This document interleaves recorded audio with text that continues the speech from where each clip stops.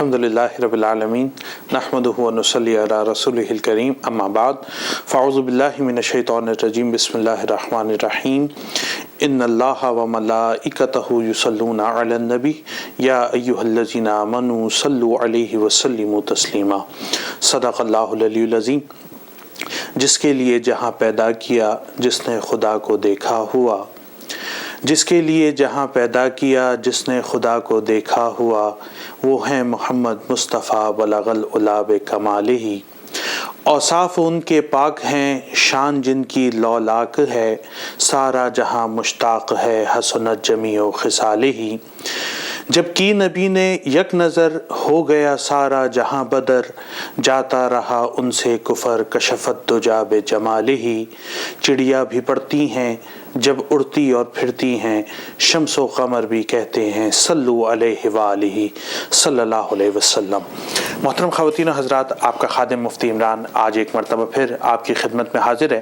اور ربیع الاول شریف کے ان لمحات کے اندر میں اور آپ اپنی زندگی کے لمحات کو گزار رہے ہیں۔ خواتین و حضرات، آج آپ کی خدمت میں جو پیغام لے کر یہ فقیر حاضر ہوا ہے، وہ پیغام یہ ہے کہ اللہ رب العزت نے قرآن حکیم میں اس بار کا ببانگ دہل اعلان فرمایا ہے کہ اللہ اور اس کے فرشتے نبی علیہ الصلوۃ والسلام پر درود پاک بھیجتے رہتے ہیں۔ جو لوگ عربی لغت کو جانتے ہیں اور عربی کی گرامر کے اسرار و رموز کو سمجھتے ہیں، وہ اس بات کو بخوبی جانتے ہیں کہ یہاں اللہ رب العزت نے جملہ فعلیہ نہیں بلکہ جملہ اسمیہ کو استعمال فرمایا ہے۔ جملہ فعلیہ عربک گرامر میں وہ جملہ ہوتا ہے کہ جس کے اندر دوام نہیں ہوتا، بلکہ تین میں سے کوئی ایک زمانہ پایا جاتا ہے، یا تو بات فعل ماضی میں ہوتی ہے، یا حال میں ہوتی ہے، یا مستقبل میں ہوتی ہے۔ لیکن جملہ اسمیہ کا کمال یہ ہوتا ہے کہ اس میں دوام ہوتا ہے، اس میں استمرار ہوتا ہے، اس میں ایک قوت ہوتی ہے جو کہ دائمی کسی فعل کے ہونے کی طرف اشارہ کر رہی ہوتی ہے۔ اللہ فرماتا ہے ان اللہ و ملائکتہ یصلون علی النبی، کہ بے شک اللہ اور اس کے فرشتے نبی علیہ السلام پر درود و سلام بھیجتے رہتے ہیں۔ تو کب سے بھیج رہے ہیں؟ جب سے بھیج رہے ہیں جب کچھ نہیں تھا،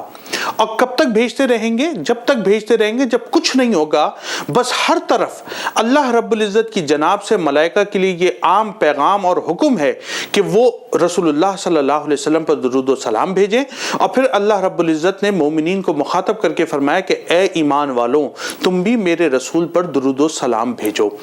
خواتین و حضرات، اسی لیے صحابہ کرام کا یہ معمول تھا کہ وہ اپنی زندگی میں اس وقت جبکہ نبی علیہ الصلوۃ والسلام ان کے سامنے جیتی جاگتی ظاہری حیات میں موجود تھے، وہ اس وقت بھی نبی علیہ الصلوۃ والسلام پر باکثرت درود پڑھا کرتے تھے، اور درود پاک پڑھنے کو اپنے تئیں سب سے بڑی عبادت سمجھا کرتے تھے۔ حضرت ابی بن کعب رضی اللہ تعالیٰ عنہ آپ کے بارے میں آتا ہے کہ آپ نے نبی علیہ الصلوۃ والسلام سے باقاعدہ عرض فرمائی کہ اے خدا کے رسول، میں اپنی دعاؤں میں 1/4 وقت مختص رکھتا ہوں آپ پر درود پڑھنے کے لیے، کیا یہ میرے لیے کافی ہے؟ تو نبی علیہ السلام نے فرمایا تم جتنا چاہو پڑھو، لیکن اگر اضافہ کر لو تو یہ تمہارے لیے بہتر ہے۔ پھر آپ نے فرمایا خدا کے محبوب، میں آج کے بعد سے آپ پر اپنی دعاؤں میں نصف درود پاک پڑھا کروں گا، تو کیا یہ میرے لیے کافی ہوگا؟ تو آپ نے فرمایا کہ تم جتنا چاہو پڑھو، لیکن اگر اس میں اضافہ کر لو تو اور بھی بہتر ہے۔ تو حضرت ابی بن کعب نے فرمایا خدا کے محبوب، پھر میں اپنی دعاؤں میں آپ پر 2/3 وقت درود پاک پڑھا کروں گا، کیا یہ میرے لیے کافی ہوگا؟ تو نبی علیہ السلام نے فرمایا تم جتنا چاہو پڑھو، لیکن اگر اضافہ کر لو تو تمہارے لیے اور بھی بہتر ہے۔ تو آپ نے فرمایا خدا کے محبوب، پھر میں اپنی دعا میں سارا وقت آپ پر درود ہی پڑھتا رہوں گا، کیا یہ میرے لیے بہتر ہے؟ تو نبی علیہ السلام نے فرمایا پھر تم ذہن میں رکھو یہ تمہاری ہر ضرورت کو پورا کرنے کے لیے کافی ہوگا، اور روز محشر تمہاری بخشش اور تمہاری نجات کے لیے بھی کافی ہوگا۔ خواتین و حضرات،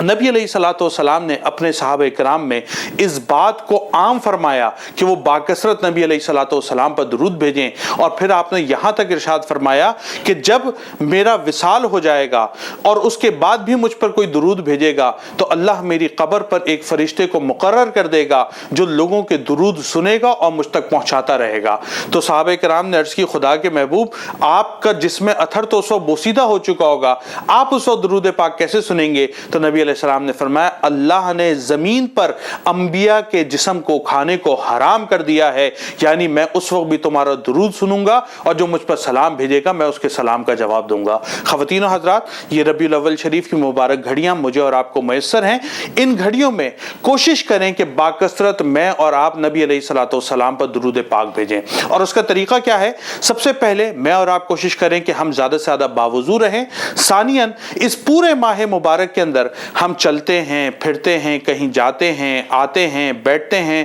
جتنے لمحات ہمیں تنہائی کے اور خلوت کے اور خاموشی کے ملتے ہیں، ان لمحات کو، ان سانسوں کو ضائع کرنے کے بجائے میں اور آپ باکثرت رسول اللہ صلی اللہ علیہ وسلم پر درود و سلام بھیجیں، تاکہ اللہ اور اس کے ملائکہ کی سنت میں میں اور آپ بھی شریک ہو جائیں۔ اور حدیث شریف کے مطابق کہ جس میں نبی علیہ السلام نے فرمایا جب کوئی مومن بندہ مجھ پر درود بھیجتا ہے تو اللہ رب العزت اس کے 10 گناہوں کو معاف فرماتے ہیں، 10 درجات کو بلند فرماتے ہیں اور 10 نیکیاں عطا فرماتے ہیں۔ اللہ رب العزت اس حدیث کا مصداق بھی ہمیں بنا دے اور ہمارے 10 درجات کو بلند فرمائے، ہمارے 10 گناہوں کو معاف فرمائے اور ہمیں 10 نیکیاں بھی عطا فرمائے۔ تو درود پاک کی کثرت کریں، باوضو رہیں، نبی علیہ الصلوۃ والسلام پر صلاۃ و سلام بھیجتے رہیں، تاکہ اللہ رب العزت اس نیک عمل کے صدقے ہماری دنیاوی مسائل کو بھی ہم سے حل فرما دے، ہماری مشکلات کو بھی ہم سے دور فرما دے اور اس عمل کو روز محشر بھی ہماری بخشش اور نجات کا باعث بنائے۔ وآخر دعوانا ان الحمد للہ رب العالمین۔